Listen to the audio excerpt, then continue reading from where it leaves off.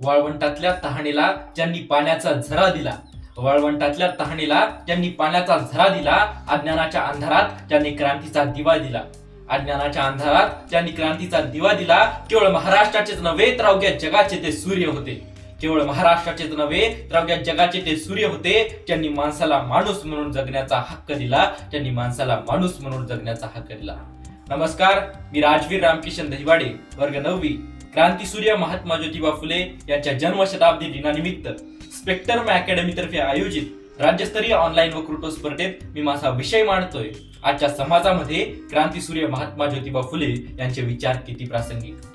मित्रांनो, आज मी एका अशा क्रांतीसूर्याबद्दल बोलणार आहे ज्यांचे विचार हे केवळ आणि केवळ महाराष्ट्राच्या मातीपुरतेच नव्हे किंवा भारत देशाच्या मातीपुरते नव्हे तर अवघ्या जगाच्या, अवघ्या विश्वाच्या कल्याणासाठी उपयुक्त असे विचार आहेत. आजच्या युगात आज आपण 21व्या शतकात जगत आहोत. विज्ञानाने खरं तर खूप प्रगती केली, जग आपल्या फार जवळ आले आहे. परंतु एवढे असून सुद्धा आजच्या समाजाकडे पाहिल्यानंतर मनात प्रश्न निर्माण होतो की आज महात्मा फुले का गरजेचे होते. खरं तर विद्येविना मती गेली, मतीविना नीती गेली, नीतीविना गती गेली, गतीविना वित्त गेले, वित्तेविना शूद्र खसले आणि एवढे अनर्थ एका अविद्येने केले.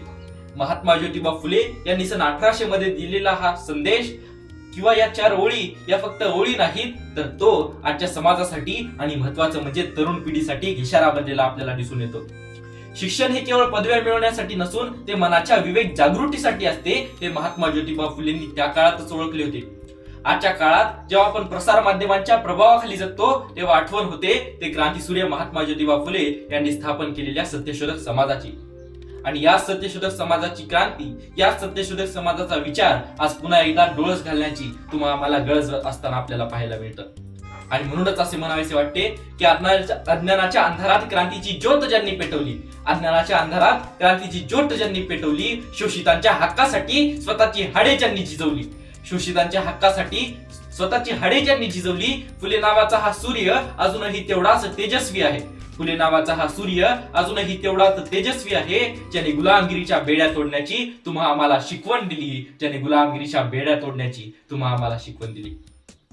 मित्रांनो, स्त्री शिक्षणाची दारे खुले करून क्रांतीज्योती सावित्रीबाई फुले आणि क्रांतीसूर्य महात्मा ज्योतिबा फुले यांनी स्त्रियांसाठी एक वेगळेच युग निर्माण केले आहे.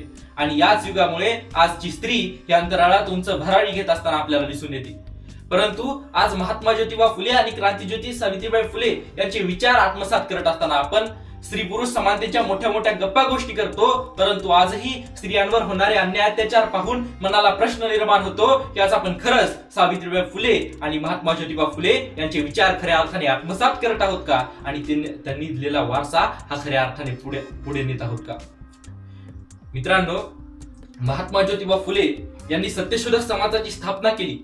या सत्यशोधक समाजाची स्थापना करत असताना महात्मा ज्योतिबा फुले यांचा उद्देश हा कधीच कोणत्या धर्माला टीका करणे किंवा एखाद्या जातीला टीका करणे नव्हता, तर त्यांचा उद्देश हा नेहमी पीडित, दलित, वंचित समाजाच्या घटकांना आत्मसन्मान मिळवून देणे हा होता, त्यांना त्यांची सेल्फ रिस्पेक्ट मिळवून देणे हा होता.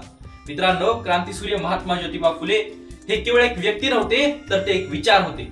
जेव्हा जेव्हा शेतकरी बांधवांवर संकट येतं तेव्हा आठवतो तो महात्मा ज्योतिबा फुले यांनी रचलेला शेतकऱ्यांचा असूड हा ग्रंथ. जेव्हा जेव्हा धर्माच्या, जातीच्या नावाखाली दंगली घडल्या जातात तेव्हा तेव्हा आठवतो तो महात्मा ज्योतिबा फुले यांनी दिलेली मानवतेची शिकवण. मित्रांनो, क्रांतीसूर्य महात्मा ज्योतिबा फुले यांना त्यांच्या जन्मशताब्दी दिनानिमित्त त्यांच्या फोटोला हार घालणे म्हणजे त्यांची जयंती साजरी करणे नाही, तर त्यांची जयंती, त्यांचं जन्मशताब्दी वर्ष हे खऱ्या अर्थाने साजरे तेव्हाच होईल जेव्हा त्यांच्या विचारांचा हार आज आपण आपल्या काळजात करण्याची गरज आहे. आणि तेव्हाच खऱ्या अर्थाने हा समाज हा खऱ्या अर्थाने यशस्वी झाल्याशिवाय राहणार नाही, याची हमी या क्रांतीसूर्य महात्मा ज्योतिबा फुले यांच्या जन्मशताब्दी दिनानिमित्त मी देतो. आणि या ऑनलाईन व्यासपीठाची रजा घेत असताना शेवटी एवढेच म्हणतो की जातीपातीच्या भिंती तोडून समतेचा नवा देश घडवूया, जातीपातीच्या भिंती तोडून समतेचा नवा देश घडवूया, फुले विचारांची शक्ती घेऊन मानवतेचा झेंडा फडकूया, फुले विचारांची शक्ती घेऊन मानवतेचा झेंडा फडकूया. विश्व हे माझे घर हा मंत्र आता जपूया, विश्व हे माझे घर हा मंत्र आता जपूया आणि महात्मा ज्योतिबा फुलेंची क्रांती समोर नेऊया, महात्मा ज्योतिबा फुले यांची क्रांती समोर नेऊया.